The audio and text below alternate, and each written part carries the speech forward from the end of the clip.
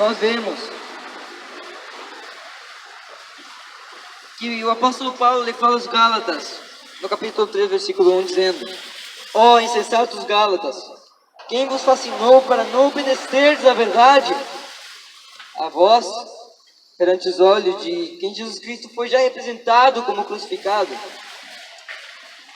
Os Gálatas tinham sido fascinados para não obedecer à verdade. Os Gálatas tinham sido fascinados a não obedecerem à palavra de Deus. Então Paulo os admoesta, os repreende, dizendo: quem é que vos fascinou para não obedecerdes à verdade? Sendo assim, se eles não estavam obedecendo à verdade, estavam obedecendo à mentira. E quantos? Muitos têm se obedecido à mentira, têm obedecido ao engano, têm obedecido aquilo que não é verdade. Quantos é que andam dentro de templos, dentro de igrejas, com o espírito do anticristo? É inumeráveis os joios no meio do trigo. São inumeráveis aqueles que professam a Cristo com seus lábios, mas seu coração está apartado, está longe, distante da verdade. E é muito interessante aqui quando a palavra nos fala, por meio do apóstolo Paulo, dizendo: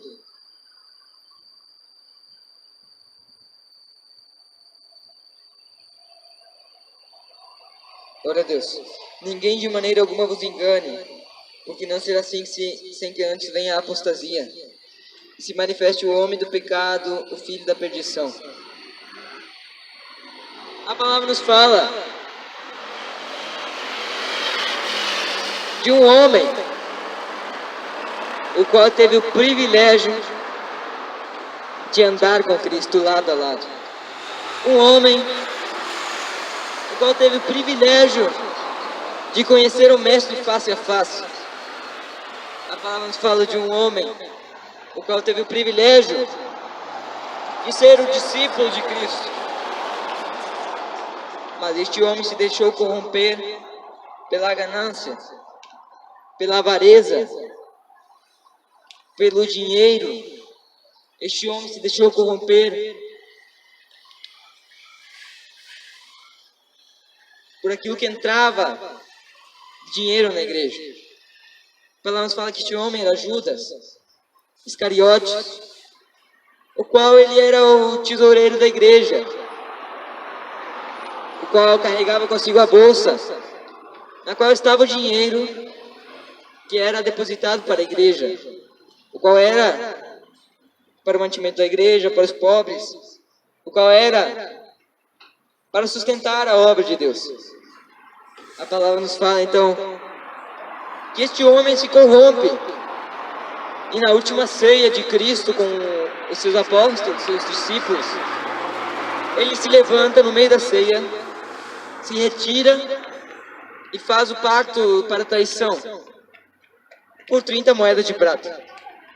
Este homem, após ter traído Jesus, após Jesus ser levado para ser crucificado, aliás, após ele ser julgado e levado para ser crucificado, Judas Iscariotes se suicida.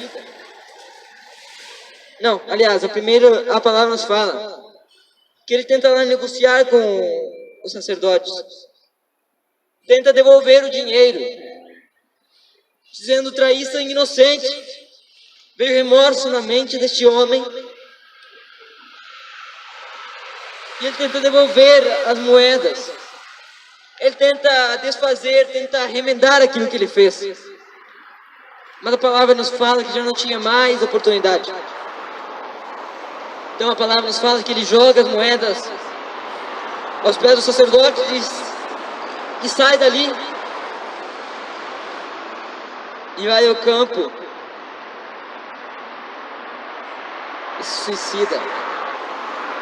Paulo nos fala que ele se enforcou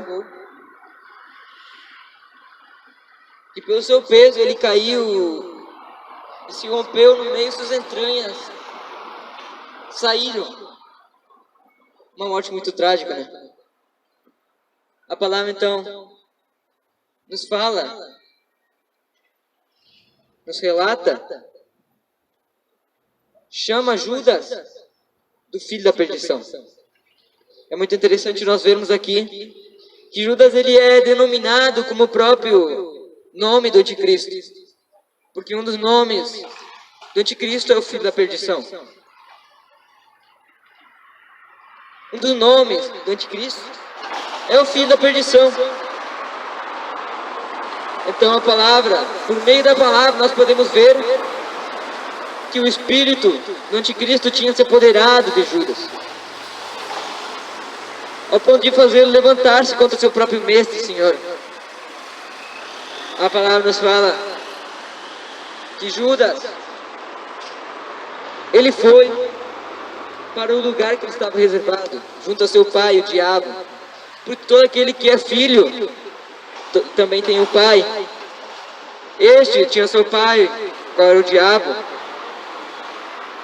e teve um fim trágico, terrível, muito semelhante com o fim do anticristo, qual será a condenação eterna. Mas quando nós paramos para analisar, hoje em dia não é diferente. Muitos Judas Iscariotes têm se levantado com o mesmo espírito o qual estava em Judas. Muitos têm se levantado com o espírito do anticristo para enganar o povo de Deus. Ou melhor, para enganar aqueles que não têm conhecimento da verdade, porquanto a palavra fala que o meu povo perece porque lhes faltou conhecimento. Sendo assim, se lhes faltou conhecimento, é porque não quiseram conhecimento. Porque o conhecimento se encontra na palavra de Deus. E a palavra de Deus está acessível a todos nós. A palavra de Deus, a Bíblia Sagrada, ela está acessível a todos. Agora o povo perece, é enganado pelo espírito do anticristo, porque lhes falta conhecimento. E é por isso que o espírito do anticristo engana fácil aqueles que não têm conhecimento da palavra de Deus. E esta palavra é a verdade. E é por isso que o anticristo se levanta contra a verdade. Porque ele não quer que o povo venha ter o conhecimento da verdade e o reconheça. Um espírito do anticristo não vai lhe falar, eu sou. Não. O espírito do anticristo, ele se esconde. Ele não vai revelar explicitamente que ele é quem é. Assim como o diabo, ele também não aparece com um chifre, um garfo. Ele não se apresenta para você como ele é, mas ele se apresenta como um anjo de luz. É por isso que a palavra nos fala, é muito que os seus ministros se transformem, se transfigurem em ministros da justiça. Muitos ministros da justiça, entre aspas, estão com esse espírito disfarçado de anjo de luz. Muitos ministros, entre aspas, estão com o espírito do anticristo. Como é que podemos reconhecê-los? Primeiro, pela palavra de Deus. Segundo, pelos seus frutos. O espírito do anticristo, ele tem operado em muitos lugares. E ele se infiltra de mansinho, aos poucos. Ele não entra assim de repente. Aos poucos ele vai operando.